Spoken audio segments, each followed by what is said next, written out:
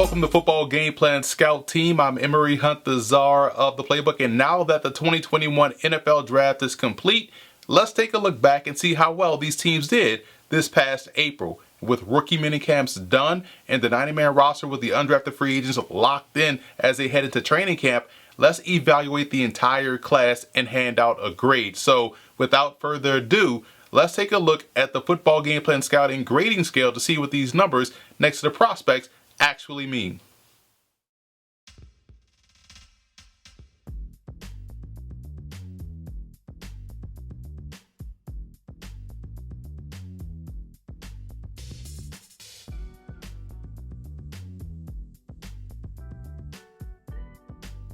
It's pretty obvious that the Indianapolis Colts wanted to get better along the line of scrimmage on both sides of the ball with the way they attacked the draft, especially up front defensively. They took Kwity Paye out of Michigan with their first overall pick and 21st pick in the first round.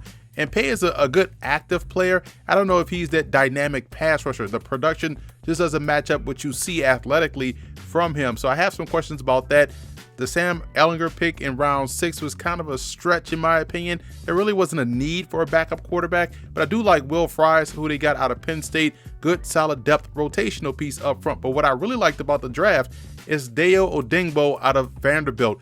Yes, he's a guy that is coming off of an Achilles injury and won't play in 2021, but he was my number 4-4-3 defensive end. He is someone that can definitely play across the line of scrimmage. We saw him play well versus the run and also show some pass rushing chops, in my opinion, more so than Kwity Paye as an edge rusher. So I think once they get him back in 2022, he's going to pay dividends. So you have to be patient with a guy like Odeyingbo. Sean Davis was a tremendous safety at Florida. His acceleration and closing speed in the alley toward the ball carrier, toward the receiver, and on the ball is impressive. He dealt with a lot of injuries in 2018 and 2020, but when he's healthy and out there on the field, he's a legit difference maker. So you hope that he can stay healthy for a full season out there in Indianapolis. Tight end Colin Granson out of SMU is an H-back type. He's your quintessential H-back type, a guy that you put on the move, run him down the field, and let him work one-on-one versus linebackers or safeties.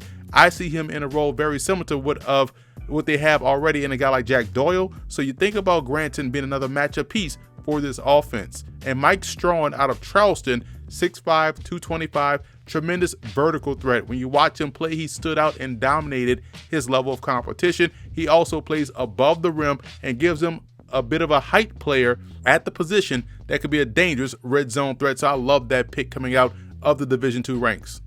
Now here are some undrafted rookie free agents to keep an eye on during training camp. Tyler Vaughns out of USC, was surprised that he went undrafted. Now, he's a really good athlete who doesn't mind sacrificing his body for the reception. I love the effort that is shown when he's laying out for passes. He's a quarterback's best friend. He's a bendy athlete who can slip past defenders and weave his way through traffic and make a catch. There's a wide catch radius who's always working himself back to the quarterback. Again, he'll do what he can to make the reception possible.